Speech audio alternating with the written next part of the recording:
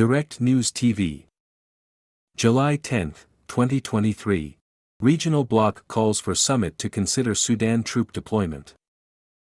An Eastern African bloc has called for a regional summit to consider deploying troops into Sudan to protect civilians, after nearly 3 months of violence between the army and the paramilitary Rapid Support Forces, RSF.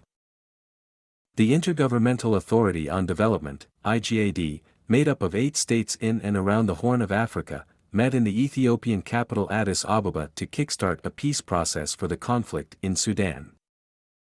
But the initiative faced a setback as a delegation from Sudan's army failed to attend the first day of meetings, having rejected Kenya's president as head of the committee facilitating the talks.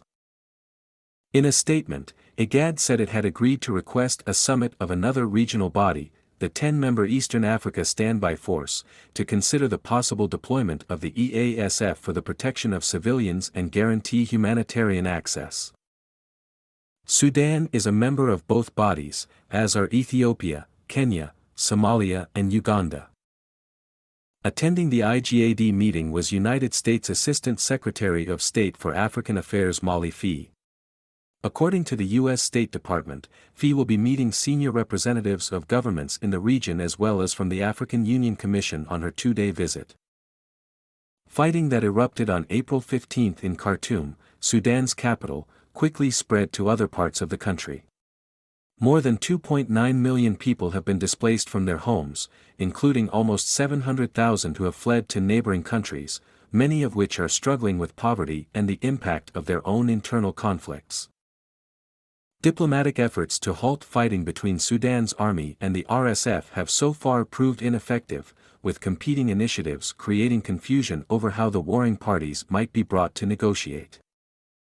Sudanese army no-show. IGAD said it regretted the absence of a delegation from the Sudan army, which it said had earlier confirmed attendance.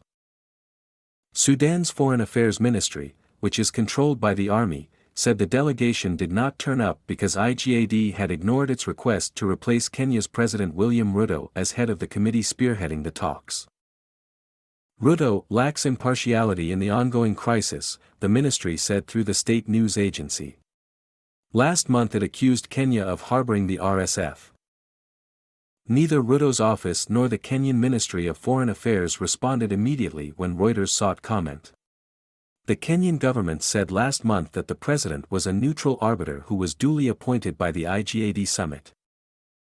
Following the meeting, Ruto called for an unconditional ceasefire and the establishment of a humanitarian zone, spanning a radius of 30 kilometers, 18 miles, in Khartoum, to aid the delivery of humanitarian assistance.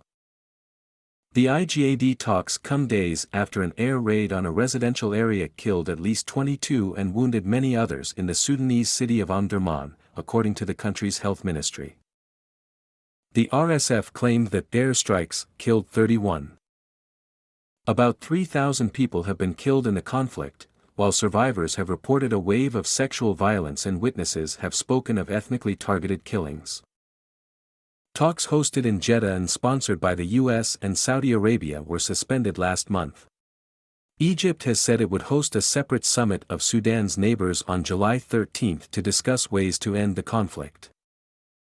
Unlike the talks in Jeddah, the meeting in Addis Ababa was attended by members of a civilian coalition that shared power with the military in Sudan before a coup in 2021. IGAD said that along with the African Union, it would immediately start a civilian engagement process aimed at delivering peace. My name is Kingsley. Please like, share, subscribe and hit that notification bell so you can be the first to be notified whenever we post. You won't regret it.